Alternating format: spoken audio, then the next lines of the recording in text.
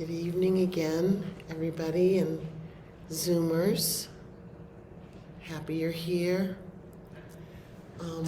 Let's take a moment to just kind of release our bodies, a little stretch, if you want to stand up a moment, and then just kind of look around, turn around, maybe see somebody you've never seen before.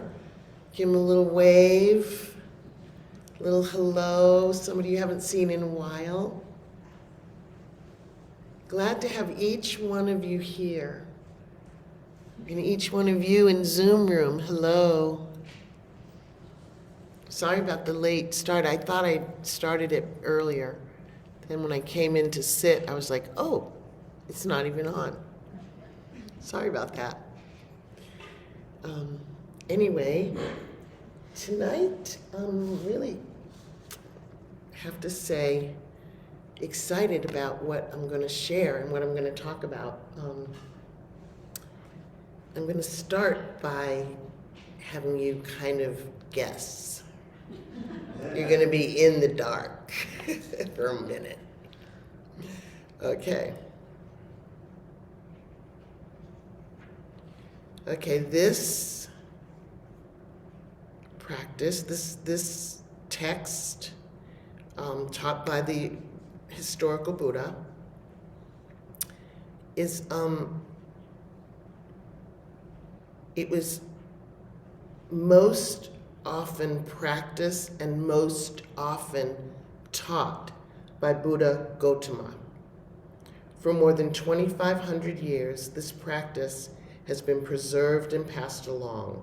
It continues to be a vital part of the lives of practicing Buddhists in Asia and around the world. It was considered, it's the practice that the Buddha was practicing on the night of his enlightenment, and he taught it as a means for any one of us to wake up. Okay, so it's called Anapanasati. Anapanasati. Ana means breathing in. Apana means breathing out. Sati means mindfulness. So it's mindfulness of breathing in and breathing out. Just want to share that when I first was introduced to meditation practice in 2001, the instruction was, okay, relax your eyes, close your eyes, and notice your breath. Notice your breath as it comes in and out, and stay there. Stay noticing your breath in and out. And when you see that your mind has gone off the breath, come back. And that was kind of the instruction for many years. That was sort of it. And the idea that was out there was that we practice breath awareness to calm the body and mind so that then the mind can do vipassana, can do insight work. So then you can kind of drop the breath and do the real work of insight. That turns out not to be true. So a key word that I've noticed, that I wish I had noticed before, it was a number of years before I was introduced to the Anapanasati, which is actually, at first glance, seems kind of a difficult practice because there are 16 instructions, but quickly becomes very accessible. They're groups of four groups of four, and they really fall you practice one that prepares you for the next. And they make sense. So I'm gonna go over those. The condensed practice is calm with the breath, and then open to insight with the breath. So the translation I always thought was mindfulness of in and out breathing. That's not what it is. It's mindfulness with in and out breathing. That little article turns out to be pretty important Because the idea is that we use the breath to anchor us, to keep us present throughout our Vipassana, our insight work. We never let go of that breath. We stay with the breath, and the breath keeps us steadied. The breath keeps us present so that we don't lose what we're doing. And as we continue breath by breath, as you all know, we become steadier. We become more stable. We become more able to start to look at how impermanence works, how every phenomenon, every breath, every moment, everything in this world is impermanent. Knowing that and having that direct experience are two different things. We can notice with the steadiness of the in and out breath, with the in and out breath, that life is difficult, that the mind is disturbed often. Dukkha, the in and out breath, can help us be with that and to work with that. And we can also see the impermanent, the impersonal nature of everything. So I want to share. I have some juicy quotes for you.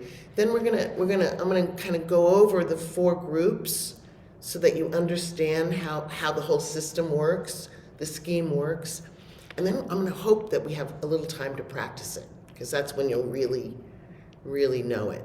Okay, or get a hint of it. So this is Larry Rosenberg, who's a student of Buddhadasa Bhikkhu, and amazing teacher, and wrote a book called Breath by Breath, and it's all about the Anapanasati. So he's talking about how the meditation community, and I was part of that, it's been about 25 years, really had a little misnomer about how this worked. That, we don't drop the breath to do the work. Let's hear what Larry says. He said, I had already corrected the misconception that Anapanasati is simply a method to calm the mind, that it is solely samatha, which is calming. Calming the mind by paying continuous and exclusive attention to the breath until the mind's serene and fit to do some serious looking. That's the Vipassana. At this point, this view asserts, you can drop the breath and get on with the real work of Vipassana. Rather, no. Anapanasati provides a clear and comprehensive way for us to develop both concentration, another word for calm, and insight, Vipassana, seeing clearly. Wisdom, it's another word. So the Buddha himself is reported to have attained liberation using this very method. So the 4 groups are body, feelings, mind, and dhammas, or the truth of nature of nature. These are the same 4 in the Satipatthana Sutta, which is the 4 foundations of mindfulness. Same group of 4, and they actually work together. They're actually in the same sutta. So the main difference is Anapanasati teaches you how to practice the 4 groups. So the first one, the main thing about the first group of body is that the breath is the body conditioner. So we're going to do a teeny little exercise, okay? It starts out by breathing in long.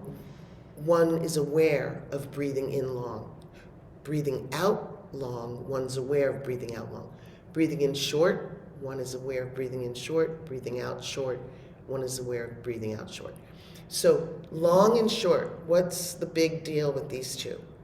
Long is what really calms the nervous system.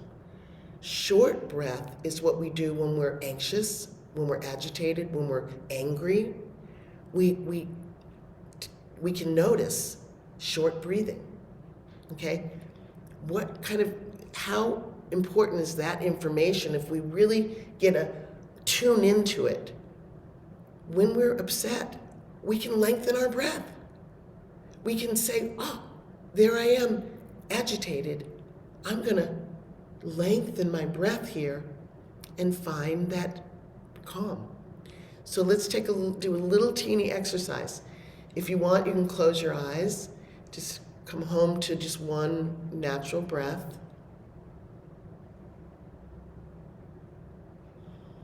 Now I want you to start doing really short breaths in and out. Just short breaths in and out on purpose.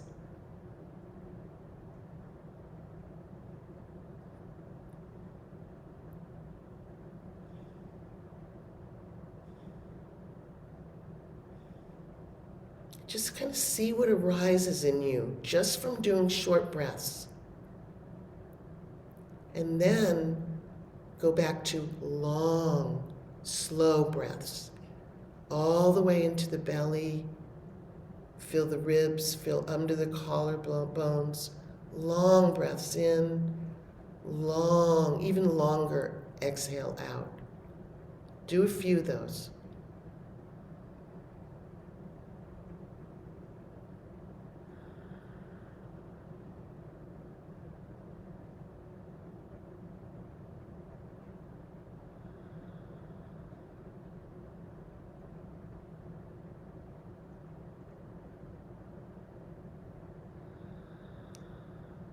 Okay, so hopefully you kind of got a sense of what the short breathing, how that affects your nervous system, how that affects your body, and what the long breaths do to your body.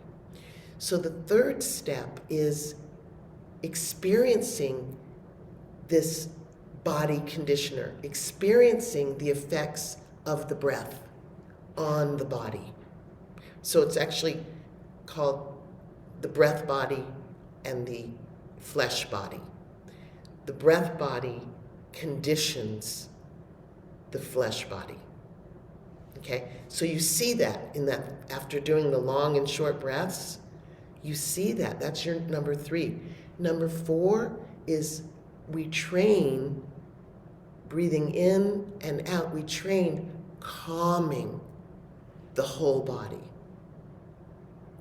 We're calming, we're directly experiencing the whole body calming.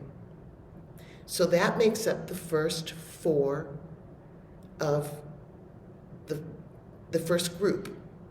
So it's not complicated. The next group is the body conditions the mind. So we notice we've just come off the fourth calming experience of the body. The 5th is when we notice that calming, we can actually notice tingling. We can notice kind of almost slight excitement, like it's joy, but it's kind of an unstable joy. But we can notice a little bit of pleasure. So that's what we're asked to look for in this 5th step. Okay? So the body's been calmed to the point where we can identify pleasure in the body. Okay? Pleasure gives way to the next step, which is happiness, which is a more tranquil experience. So when we stay with this, meanwhile, guess what? Every moment we're aware of breathing in and breathing out. We're aware of these pointers with the in and out breath. Okay? We've not dropped the breath. So we're here. So we're not anywhere else. We're doing this work. We're looking. Okay? Once we have that more tranquil experience of number 6, then number 7 is we can experience mind activities. So we're now seeing that now that there's sort of like, I've got your attention, it's like everything's calmed down, and now we actually can see activities of the mind, okay? Because the body is calm, we can see the activities, and we might notice some regret. We might notice some difficult aspects of the mind. We just want to note that. We want to note that the body now is able to access what's happening in the mind. Because we started with just the breath, noticing in and out breath, we'll continue with the breath, and we can see what's going on in the mind. And we can see the discomfort of those energies. The eighth step is experiencing the mind. Not so much the activities, the conditioning, but experiencing, like we now can maybe see what's behind those feelings. Kind of like the emotion behind the feelings. Like anger or whatever, or fear. Lots of times fear. Lots of times regret or whatever. So this is how it works. The breath continues to hold our hand so that we can be present to do this work. I'm not going to go into the next two groups. We don't have time. In a 25-minute talk, you just don't have time. But I want to share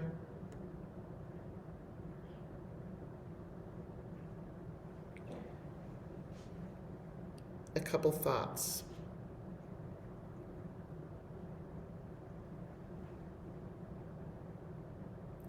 This system, so this is from Buddhadasa Bhikkhu's book, wonderful book, called Mindfulness with Breathing, a manual for serious beginners. It's a great title.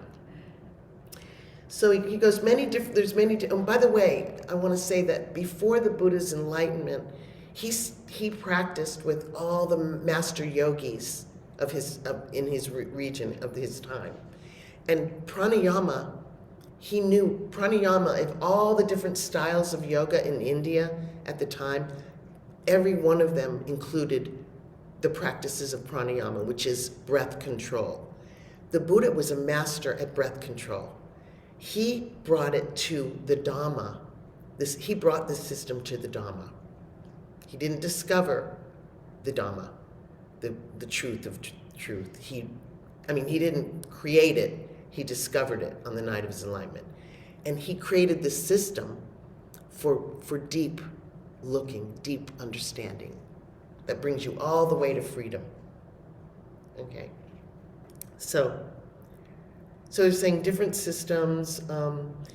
He said, this method appears in both brief references and detailed explanations in the Pali Tipitaka. Anapanasati is the Buddha's system, the Buddha's samadhi bhavana, that's concentration, that's meditation practice. He says, this system is not the Burmese or Chinese or Sri Lankan. Likewise, it's not the system of Ajahn this, master that, guru this, teacher that, as others are so caught up in nowadays.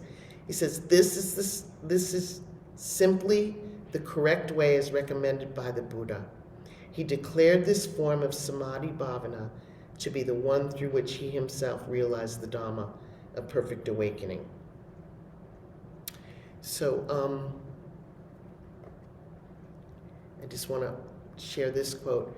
By calming the breath, which conditions the body, then the body too becomes tranquil.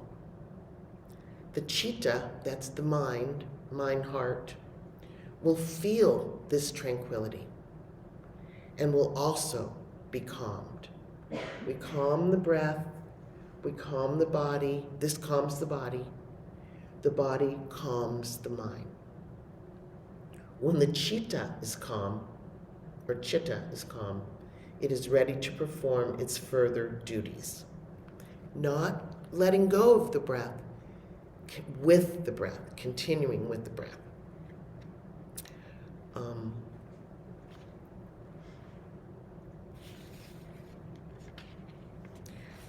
And I can't believe how fast that went. I'm telling you, I'm not done. I had to put my book under here because this seat is cattywampus. And 5 minutes into the meditation, I was like, that's not going to work. I kept trying to make it work, so I grabbed the book. Boom. Calm and healthy prana is breath, okay, brings the greatest peace and well-being in this life. This is why we must understand both kaya bodies, the flesh body and the breath body. Okay? And I guess the last thing I get to share with you, it's not fair that we only have this short amount of time. It's from Thich Nhat Hanh. He wrote this wonderful book called Breathe, You Are Alive.